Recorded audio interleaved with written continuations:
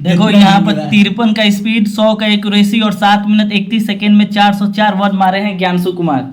Exam से 2 दिन पहले देखने को मिला है। एग्जाम को 2 दिन पहले ही देखने को मिला है। इनका 26 तारीख को एग्जाम है और हम लोग 25 को जाएंगे पटना, और आज ही इनका 50+ दिखा है 24 तारीख को। 24 तारीख को।